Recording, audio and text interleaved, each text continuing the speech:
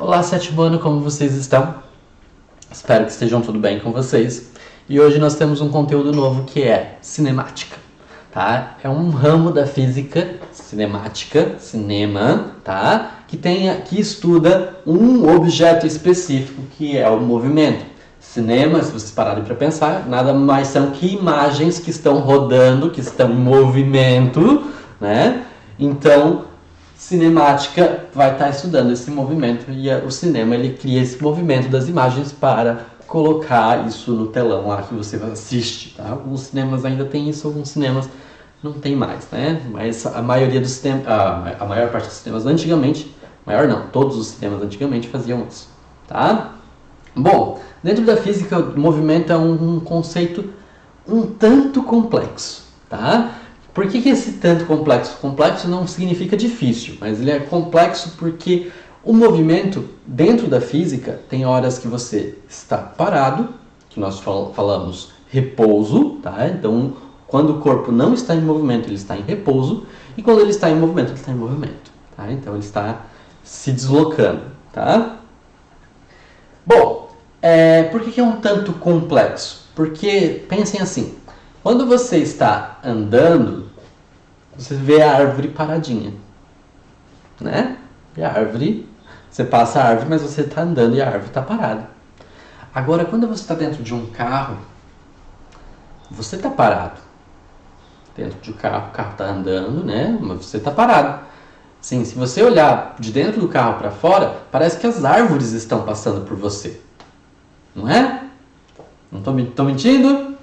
E para a física isso é uma realidade. A gente fala que se a gente olhar para o olhar dessa pessoa, as árvores estão em movimento, tá? Porque a pessoa está em repouso, está parada, e quem está em movimento, né, no olhar dessa pessoa, seria a árvore. Mesmo que a gente saiba que essa árvore não está se mexendo, a posição dela não está se alterando, só que dentro do ponto de vista dessa pessoa que está parada, a árvore está em movimento, tá? Então é o seguinte, movimento é um conceito, tá, que depende de uma referência. Por isso que eu coloquei essa referência aqui. Por quê? Porque a gente vai falar que um corpo está em movimento se a posição dele se altera em relação a essa referência. Então, digamos o seguinte, se você está dentro do carro e a gente pergunta, a árvore que está andando dentro do carro e a árvore está em movimento? É claro que está, porque a sua referência, na realidade, que está se movimentando.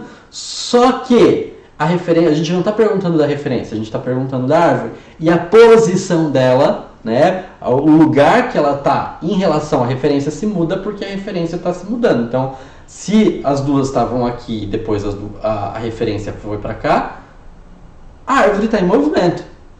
Tá? Dentro da física. Não estou falando para vocês falarem que o professor está louco, coisa do tipo, né? Dentro da física, eles consideram um movimento. Tá? Por exemplo, se você considerar a pista, então, por exemplo, lá,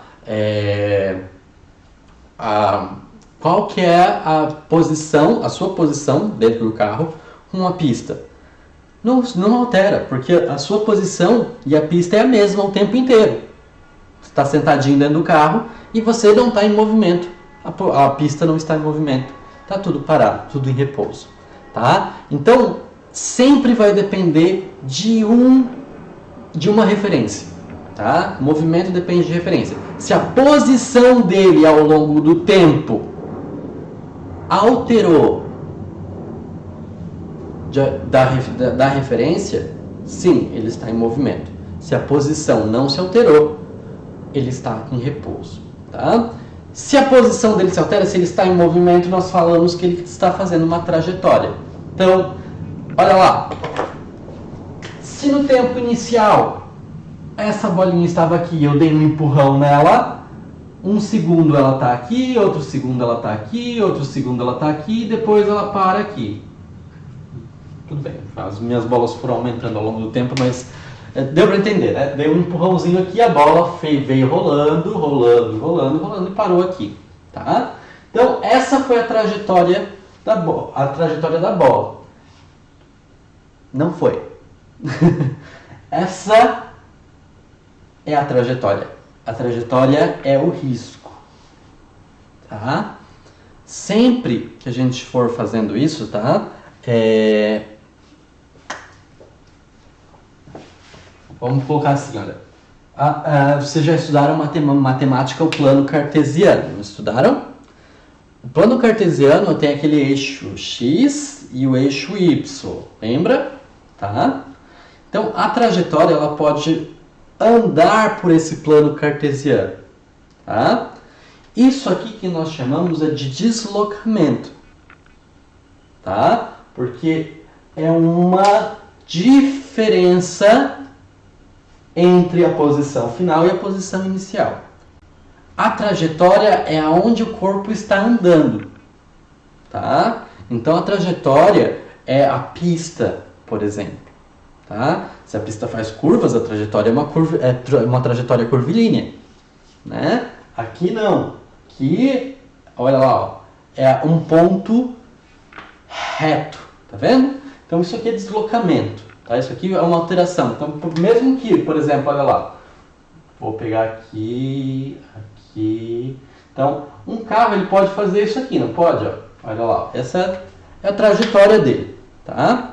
Só que o deslocamento é a diferença entre onde ele começou e aonde ele terminou. É isso aqui. É a linha reta, tá? Então esse é o deslocamento, é a diferença entre posição inicial e posição final, tá? Então a gente vai trabalhar alguns conceitos de matemática aqui. Não surtem, não é tão difícil quanto parece, tá? Então o deslocamento, tá? Aqui eu coloquei para vocês, tá? Para vocês não se perderem. Posição inicial é S0, posição final é S, tá? Deslocamento é ΔS. Sempre que aparecer esse delta na física, tá? Esse delta eu coloquei aqui para vocês, ó. Sempre que aparecer delta, é sempre final menos inicial. Final menos inicial. Então, deslocamento é igual a posição final menos a posição inicial. Tá? Então, eu vou ver aqui, ó. Se aqui a posição inicial dele era 5 metros e a posição final dele aqui era 20 metros, tá? Quer dizer que, nesse caso ali, ΔS é igual a 20 menos 5. ΔS é igual a 15 metros, tá? A unidade é importante, tá? Eu sempre falo para os alunos tomarem cuidado na física. Porque na física a gente sempre tem um número, mas a gente sempre tem uma unidade de medida atrelada a esse número. Para deslocamento é um metro, m ou metro, né? E as variações do metro. A gente pode trabalhar com quilômetro, com centímetros, com coisas assim. Porém, tá? A gente tem na física um grupo de físicos, né, que formam o Sistema Internacional de Medidas. Esse Sistema Internacional de Medidas, ele fala qual é a medida que a gente tem que trabalhar para padronizar no mundo inteiro, para a gente não ficar, um fala em quilômetros, outro fala em léguas, outro fala, porque tem essa diferença no mundo, tá? Então, eles falam que a unidade que a gente deve trabalhar sempre dentro da ciência é metros. Se a gente falar de SI, de falar de conversar com alguém dos Estados Unidos, com alguém da Inglaterra, alguém da China, alguém do Japão, a gente tem que conversar sempre em metros para todo mundo falar a mesma língua, tá? Então, Sistema Internacional de Medidas, a gente vai trabalhar com metro aqui, tá bom? Bom, como eu falei, a trajetória é a pista. E a gente, às vezes, pode fazer o sentido da trajetória, né? Que nem aqui, a bola fez um deslocamento de acordo com a trajetória. Então, olha só, a trajetória está apontando para cá e o movimento foi para cá. Tudo bem? Então, esse é um movimento que nós chamamos de movimento progressivo, ele está a favor da trajetória. Agora, quando eu tenho, se a bola tivesse vindo para cá, contrária à trajetória, ou se tivesse movimento para cá, assim, ó, tá? Sempre que o movimento for contrário à trajetória, esse é um movimento retrógrado, tá? Bom, que nem eu falei para vocês, o movimento, né, a posição se altera ao longo do tempo em relação a uma referência, não é? Então, se a gente tem uma posição e tem tempo, quer dizer que nós vamos ter um intervalo de tempo também, tá? O intervalo de tempo é uma grandeza, então, né? Que é o ΔT, que também vai ser qual é o tempo que o movimento começou, tempo inicial, e o tempo final. Mas aqui, né? Sempre final menos inicial. Tá? Importante, se o movimento pode ir contra a trajetória, no movimento retrógrado, eu posso ter valores negativos aqui. Porém, tá? No intervalo de tempo nunca corre para trás, tá? Então, se o tempo nunca corre para trás, tá? O intervalo de tempo sempre positivo. Aqui pode ser negativo, aqui pode ser positivo. Aqui sempre positivo, tá bom? Bom, a velocidade, vocês conhecem a palavra velocidade, né? Se ela está indo muito rápido, está indo muito devagar, é uma grandeza da física, tá? Que mede quão rápido está sendo esse movimento, né? Como é que é a fórmula da velocidade?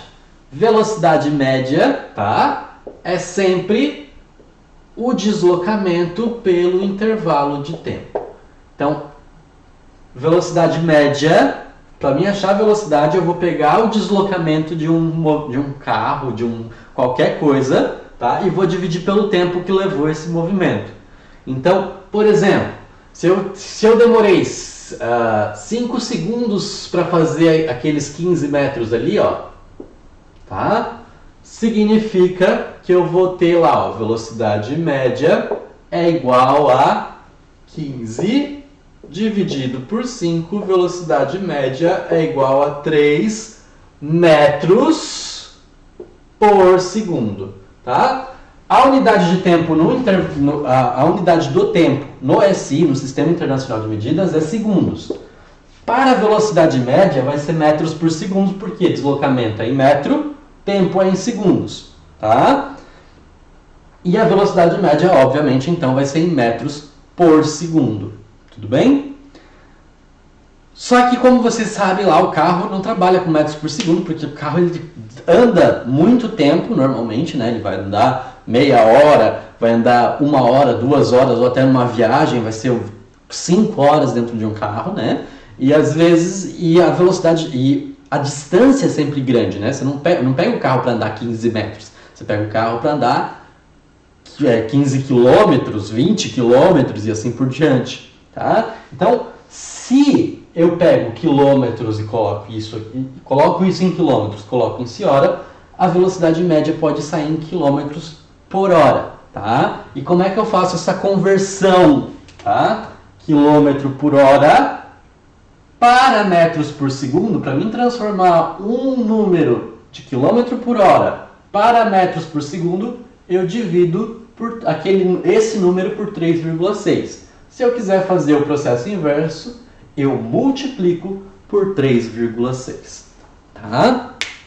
Nos exercícios vai ficar muito mais claro isso para vocês. Tá? Agora parece que está muito confuso, mas esse não é um assunto difícil. Tá? É um assunto bem simples que a gente vai treinar bastante isso. Tá? Enquanto vocês... Eu sei que agora vocês estão aprendendo regra de 3, estão aprendendo essas coisas, tá? Então, eu vou bem devagar com isso aqui para a gente aprender todas essas contas matemáticas, que não é difícil, mas a gente precisa de um pouco de atenção. Importante sempre, tá? A gente pode usar a calculadora, tá? A gente aqui não está vendo a matemática de vocês. Quero que vocês aprendam esses conceitos, como aplicar esses conceitos, tá? Não a matemática. É claro que é importante a gente fazer a conta certinho, mas daí a gente usa a calculadora. A gente pega lá e se não consegue dividir 15 por 5, vamos pegar a calculadora e vamos dividir 15 por 5 na calculadora, tá bom? Aceleração. A aceleração, ela está medindo quanto a velocidade está se alterando, tá? Então, a aceleração, que é representada pela letra A, tá? A aceleração é igual ao quê? É igual a ΔV dividido pelo tempo. Quanto a velocidade se altera pelo tempo. Então quer dizer que eu vou ter uma velocidade inicial, porque o movimento, normalmente ele não é um movimento com velocidade constante. A gente pega, quando a gente acelera o carro, a gente sai de 0 km por hora e vai 1, 2, 3, 4, 5, 6, 20 km por hora, 30 km por hora, aí chega no quebra-mola, diminui, né, te coloca no freio, pé no freio, e aí vai acelerar de novo. Então quer dizer que a aceleração vai ter uma mudança de velocidade ao longo do tempo, tá? Então eu vou ter uma velocidade inicial e uma velocidade final, tudo bem? Então o ΔV, que é final menos inicial, a velocidade final menos a velocidade inicial me dá o ΔV, dividido pelo intervalo de tempo que ocorreu aquele movimento, eu vou ter a aceleração. Tudo bem? Tentem fazer os exercícios, usem calculadora, tá? A gente tem outro vídeo seguindo aqui que a gente vai trabalhar a questão de forças. Isso aqui é só o começo. Não é difícil, tá? Mas precisa de atenção. Tudo bem? Fiquem em paz e até daqui a pouco com o próximo vídeo.